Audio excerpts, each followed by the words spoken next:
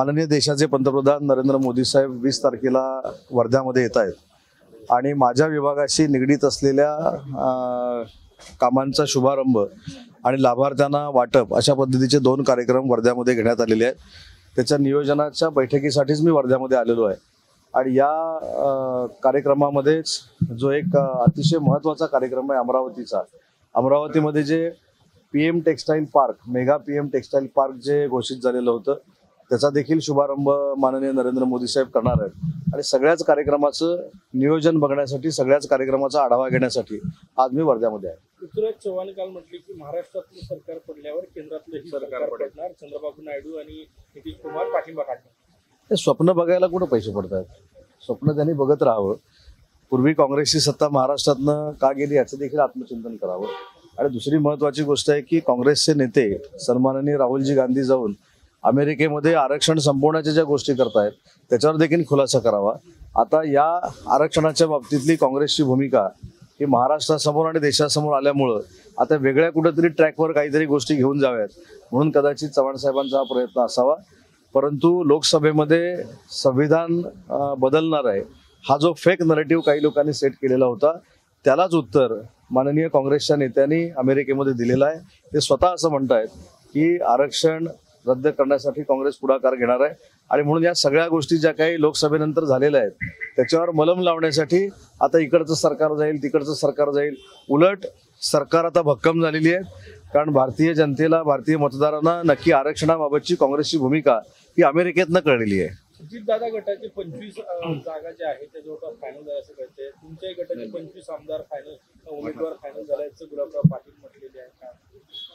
गुलाबराव पाटील साहेबांना काही जर माहिती मिळाली असेल तुमच्यासारखी सूत्रांकडनं तर मला ती माहिती नाही, परंतु तिन्ही नेत्यांमध्ये 2-3 बैठका झालेल्या आहेत। या बैठका अतिशय सकारात्मक आहेत। सन्माननीय एकनाथजी शिंदे साहेब, सन्माननीय देवेंद्रजी आणि सन्माननीय अजितदादा यांच्यामध्ये कोऑर्डिनेशन अतिशय भरभक्कम आहे। त्याच्यामुळे मला असं वाटतं की जे मध्ये मी नागपूरला आल्यानंतर सांगितलं होतं की आमच्या तिकीट वाटपानंतर तुम्हाला ब्रेकिंग मिळणार नाही याची पूर्ण तजवीज आमचे 3 नेते करतायत। कधीपर्यंत तिकीट वाटपचा पहिला फेज जाहीर करू शकतो?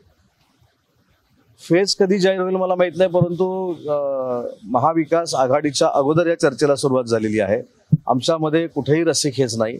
आमच्यामध्ये महायुतीचा जो काही क्रायटेरिया आहे तो ठरवून आमचं तिकीट वाटप होतंय आणि म्हणून मला असं वाटतं की या सगळ्या याच्यामध्ये सन्मानजनक तिन्ही पक्षाच्या लोकांना तिकीट मिळतील।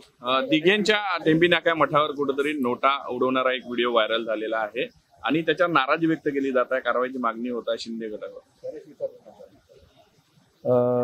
खरं तर धर्मवीर आनंद दिघे साहेबांच्या कामाचा आदर्श ठेवून एकनाथ शिंदे साहेब त्यांच्या राजकीय कारकिर्दीमध्ये काम करत आहेत।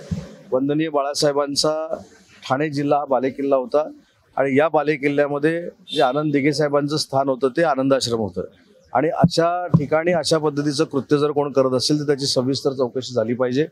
त्या व्यक्तीपर्यंत आपण पोहोचलं पाहिजे आणि त्याचा हेतू काय होता हे देखील जनतेसमोर आलं पाहिजे। सर हिंदी में जवाब चाहेंगे।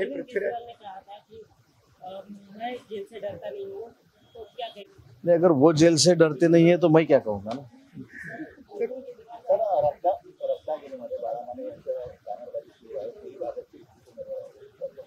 लोकशाहीमध्ये अपक्ष माणसाला देखील उभा राहण्याचा अधिकार आहे आणि पक्षातल्या माणसाला देखील उभा राहण्याचा अधिकार आहे। कोणीही कुठच्याही पक्षाकडे इच्छा व्यक्त करू शकतो। इच्छा व्यक्त केली म्हणजे तिकीट वाटप झालं नाही। मला असं वाटतं की बॅनर लावल्यानंतर महायुतीचे उमेदवार म्हणून त्यांना जरी जाहीर केलं तरी हे प्रचार करणार आहे, त्याच्यामुळे त्यांना पण चिंता असण्याची गरज नाही, आपल्याला देखील चिंता असण्याची गरज नाही। सर हिंदी में जवाब चाहेंगे। पृथ्वीराज, विधानसभा चुनाव के बाद केंद्र की जो मोदी सरकार है वो गिर जाएगी, नीतीश कुमार और चंद्रबाबू ये समर्थन वापस नहीं, ऐसा है, सपना देखने के लिए पैसा नहीं लगता। उनके जो नेता है माननीय राहुल जी गांधी वो अमेरिका गए हैं और उन्होंने रिजर्वेशन के बारे में जो अमेरिका में बयान दिया है उसके ऊपर अभी मलम पट्टी करने के लिए ये सब चालू है।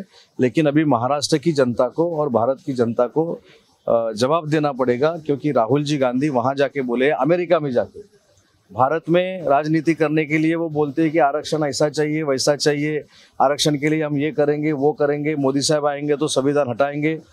और अमेरिका में जाके भारत रत्न डॉक्टर बाबा साहब आम्बेडकर का वो अपमान करते हैं, संविधान का अपमान करते हैं और आरक्षण रद्द करने की बात करते हैं। तो इसके ऊपर पृथ्वीराज चव्हाण साहब ने बयान देना चाहिए और इससे जो लोगों का अभी कॉन्सेंट्रेशन बन रहा है वो हटाने के लिए ऐसी बातचीत चल रही है।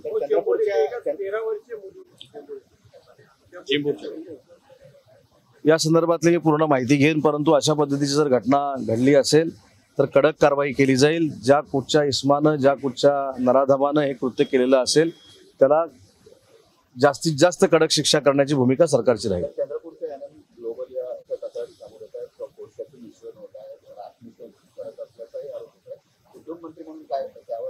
नाही, या संदर्भामध्ये जर चौकशी आली तर नक्की उद्योगमंत्री आणि त्यांना माझ्याकडनं चौकशी केली जाईल, चौकशीचे आदेश दिले जातील।